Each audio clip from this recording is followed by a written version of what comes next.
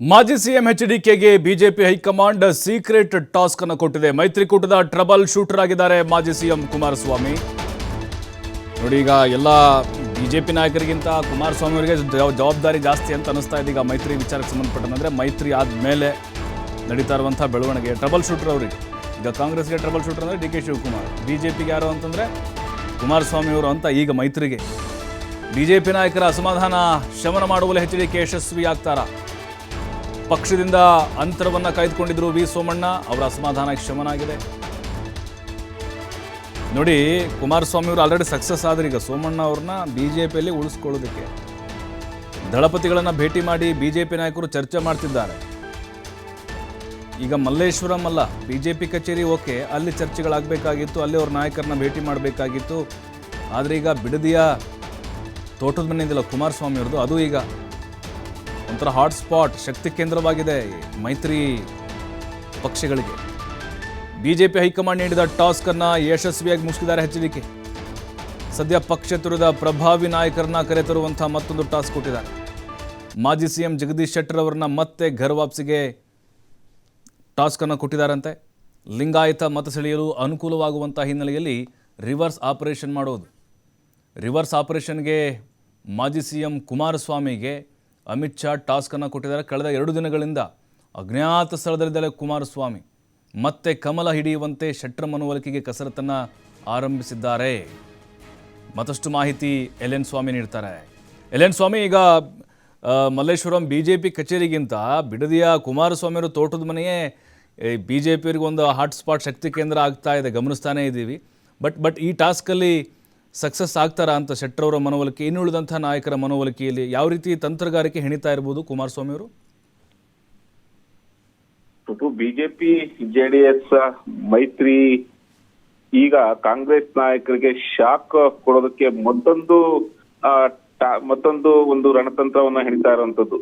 ಅಂದ್ರೆ ಈಗಾಗ್ಲೇ ಮಾಜಿ ಸಿಎಂ ಕುಮಾರಸ್ವಾಮಿ ಅವರು ಬಿಜೆಪಿ ನಾಯಕರಿಗೆ, ಅಸಮಾಧಾನಿತ ನಾಯಕರಿಗೆ ಅವರ ಒಂದು ಮನವೊಲೈಕೆ ಮುಂದಾಗಿ ಅದರಲ್ಲಿ ಯಶಸ್ವಿಯಾಗಿದ್ದ ಬಳಿಕ ಮತ್ತೊಂದು ಹೈಕಮಾಂಡ್ ನಾಯಕರಿಂದಲೇ ಒಂದು ಟಾಸ್ಕ್ ಕೊಟ್ಟಿದ್ದಾರೆ ಎಂಬ ಮಾಹಿತಿಗಳು ಕೂಡ ಲಭ್ಯ ಆಗ್ತಾ ಇರುವಂತದ್ದು.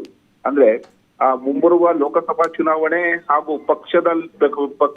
ಪಕ್ಷವನ್ನ ಬಿಟ್ಟು ಹೋದಂತಹ ಪ್ರಭಾವಿ ನಾಯಕರನ್ನ ಮತ್ತೆ ಪಕ್ಷಕ್ಕೆ ಕರೆದುಕೊಂಡು ಬರುವಂತಹ ಒಂದು ಟಾಸ್ಕ್ ಅನ್ನ ಸ್ವತಃ ಅಮಿತ್ ಶಾ, ಕೇಂದ್ರ ಸಚಿವರ ಹಾಗೂ ಬಿಜೆಪಿ ಪ್ರಭಾವಿ ನಾಯಕರಂತ ಅಮಿತ್ ಶಾ ಅವರೇ ಕುಮಾರಸ್ವಾಮಿ ಅವರಿಗೆ ಒಂದು ಸೀಕ್ರೆಟ್ ಟಾಸ್ಕ್ ಕೊಟ್ಟಿದ್ದಾರೆ ಎಂಬ ಮಾಹಿತಿಗಳು ಈಗ ಸದ್ಯ ಚರ್ಚೆ ಆಗ್ತಾ ಇರುವಂತದ್ದು.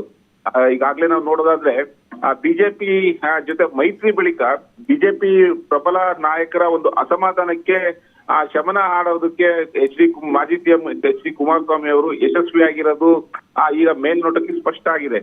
ಒಂದು ಕಡೆ ಮಾಜಿ ಸಚಿವ ವಿ ಸೋಮಣ್ಣ ವಿಧಾನಸಭಾ ಚುನಾವಣೆಯ ಬಳಿಕ ಪಕ್ಷದಿಂದ ಸಾಕಷ್ಟು ಒಂದು ಅಂತರವನ್ನ ಕಾಪಾಡಿಕೊಂಡಿದ್ರು ಹಾಗೂ ಪಕ್ಷದ ನಾಯಕರಿಗೆ ತಮ್ಮ ಅಸಮಾಧಾನವನ್ನ ನೇರವಾಗಿ ವ್ಯಕ್ತಪಡಿಸ್ತಾ ಇದ್ರು. ಹಾಗಾಗಿ ಎಲ್ಲೋ ಒಂದು ಕಡೆ ಲಿಂಗಾಯತ ಸಮುದಾಯದ ನಾಯಕರ ಒಂದು ಅಸಮಾಧಾನ ಇನ್ನಷ್ಟು ಪಕ್ಷಕ್ಕೆ ಡ್ಯಾಮೇಜ್ ಮಾಡುವ ಸಾಧ್ಯತೆಗಳು ಇದ್ದು, ಜೊತೆಗೆ ಪಕ್ಷ ಬಿಡ್ತಾರೆ ಸೋಮಣ್ಣ ಅವರು, ಕಾಂಗ್ರೆಸ್ ಪಕ್ಷ ಸೇರ್ತಾರೆ ಎಂಬ ವಿಚಾರಗಳು ರಾಜಕೀಯ ವಲಯದಲ್ಲಿ ಸಾಕಷ್ಟು ಚರ್ಚೆ ಆಗ್ತಾ ಇತ್ತು. ಈ ಹಿನ್ನೆಲೆಯಲ್ಲಿ ಮಧ್ಯಸ್ಥಿಕೆ ವಹಿಸಿದಂತಹ ದಳಪತಿಗಳು ಸೋಮಣ್ಣನವರನ್ನ ಪಕ್ಷಕ್ಕೆ ಉಳಿಸ್ಕೊಳ್ಳೋದಕ್ಕೆ ಯಶಸ್ವಿಯಾಗಿದ್ದು, ಜೊತೆಗೆ ಸೋಮಣ್ಣ ಅವರಿಗೆ ಸಾಕಷ್ಟು ಒಂದು ಸೋಮಣ್ಣ ಅವರ ಜೊತೆ ಮಾತುಕತೆ ನಡೆಸಿ ಅವರ ಒಂದು ಅಸಮಾಧಾನಕ್ಕೆ ಫುಲ್ ಸ್ಟಾಪ್ ಹಾಕೋದಕ್ಕೆ ಯಶಸ್ವಿ ಕೂಡ ಆಗಿದ್ದು. ಈಗ ಮತ್ತದೇ ಹಾದಿಯಲ್ಲಿರುವಂತಹ ಮಾಜಿ ಸಿಎಂ ಕುಮಾರಸ್ವಾಮಿ ಅವರು ಉತ್ತರ ಕರ್ನಾಟಕದ ಪ್ರಭಾವಿ ನಾಯಕ ಹಾಗೂ ಲಿಂಗಾಯತ ಸಮುದಾಯದ ನಾಯಕ ಜಗದೀಶ್ ಶೆಟ್ಟರ್ ಅವರನ್ನ ಮತ್ತೆ ಪಕ್ಷಕ್ಕೆ ಕರೆತರಲು ಒಂದು ಪ್ಲಾನ್ ಅನ್ನ ಮಾಡ್ತಾ ಇದ್ದಾರೆ ಅನ್ನೋದು ಕೂಡ ಮಾಹಿತಿಗಳು ಸಿಕ್ಕಿರುವಂತದ್ದು. ಅಂದ್ರೆ ಜಗದೀಶ್ ಶೆಟ್ಟರ್ ಅವರ ಕಳೆದ ವಿಧಾನಸಭಾ ಚುನಾವಣೆಯಲ್ಲಿ ಬಿಜೆಪಿಯಿಂದ ಟಿಕೆಟ್ ಸಿಕ್ಕಿಲ್ಲ ಅಂತ ಕಾಂಗ್ರೆಸ್ಗೆ ಹೋಗಿದ್ರು. ಕಾಂಗ್ರೆಸ್ಗೆ ಹೋದ ನಂತರ ಒಂದಿಷ್ಟು ಪಕ್ಷಕ್ಕೆ ಹೊಡೆತ ಕೂಡ ಆಗಿದೆ. ಅಂದ್ರೆ ಉತ್ತರ ಕರ್ನಾಟಕದ ಭಾಗದಲ್ಲಿ ಲಿಂಗಾಯತರ ಒಂದು ಸಮುದಾಯದ ಅಸಮಾಧಾನಕ್ಕೂ ಪ್ರಮುಖವಾದ ಒಂದು ಕಾರಣ ಆಗಿದೆ. ಈ ಹಿನ್ನೆಲೆಯನ್ನೆಲ್ಲ ಪಡೆದುಕೊಂಡಂತ ಹೈಕಮಾಂಡ್ ನಾಯಕರು ಮತ್ತೆ ಜಗದೀಶ್ ಶೆಟ್ಟರ್ ಅವರನ್ನ ಪಕ್ಷಕ್ಕೆ ಕರೆತರುವ ಒಂದು ಯೋಚನೆ ಮಾಡೋದಕ್ಕೂ ಕೂಡ ಮುಂದಾಗಿದ್ದಾರೆ. ಅದೇ ಇದರಲ್ಲಿ ಒಂದು ಕುಮಾರಸ್ವಾಮಿ ಅವರಿಗೆ ಒಂದು ಹೊಸ ಜವಾಬ್ದಾರಿಯನ್ನು ಕೊಟ್ಟಿರುವಂತದ್ದು. ಅದೇ ಮತ್ತೆ ಗರ್ಭ ವಾಪಸಿ ಅಂದ್ರೆ ಜಗದೀಶ್ ಶೆಟ್ಟರ್ ಅವರನ್ನ ಮತ್ತೆ ಕಾಂಗ್ರೆಸ್ ಪಕ್ಷದಿಂದ ಬಿಜೆಪಿಗೆ ಕರೆತರುವ ಒಂದು ಜವಾಬ್ದಾರಿಯನ್ನ ಕುಮಾರಸ್ವಾಮಿ ಕೊಟ್ಟಿದ್ದಾರೆ. ಈಗ ಆ ಮಾತುಕತೆ ಕೂಡ ನಡೀತಾ ಇದೆ ಎಂಬ ವಿಚಾರಗಳು ಸಾಕಷ್ಟು ರಾಜಕೀಯ ವಲಯದಲ್ಲಿ ಚರ್ಚೆ ಆಗ್ತಾ ಇರುವಂತದ್ದು. ಹಾಗಾಗಿ ಕುಮಾರಸ್ವಾಮಿ ಅವರಿಗೆ ಕೊಟ್ಟಿರುವಂತ ಒಂದು ಟಾಸ್ಕ್ ಯಶಸ್ವಿಯಾಗುತ್ತಾ ಅನ್ನೋದು ಕೂಡ ಸಾಕಷ್ಟು ಒಂದು ಕುತೂಹಲ ಮೂಡಿಸ್ತಾ ಇರುವಂತದ್ದು. ಥ್ಯಾಂಕ್ ಯು ಎಲ್ ಎನ್ ಸ್ವಾಮಿ ಮಾಹಿತಿಗಾಗಿ.